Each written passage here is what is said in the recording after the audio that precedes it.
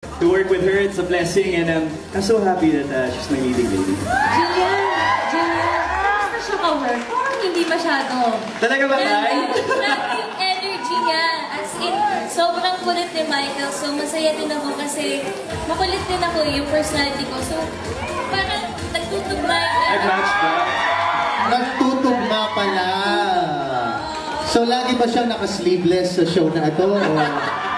Sa US lang? Alam niyo ano, hindi. Alam mo, bagay kayo. May chemistry kayo. Oo nga. Nakapanood namin kayo kanina. Grabe yung feeling Iba yung tingin. Siyempre, abangan po ninyo ito. Actually, ito po ang aking first super rom-com talaga na show. So, galing po ako sa drama for 2.5 years. So, first time po mag-rom-com talaga. So, abangan niyo po mga kilig scenes namin ni Michael. Of course, itong My Ilonggo Girl is to show the pride of Iloilo. We filmed there for several of our scenes, and we just want to share to the whole world, to the whole Philippines, the beautiful culture of mga Ilonggo. And sabi nga nila, basta Ilongga, waka.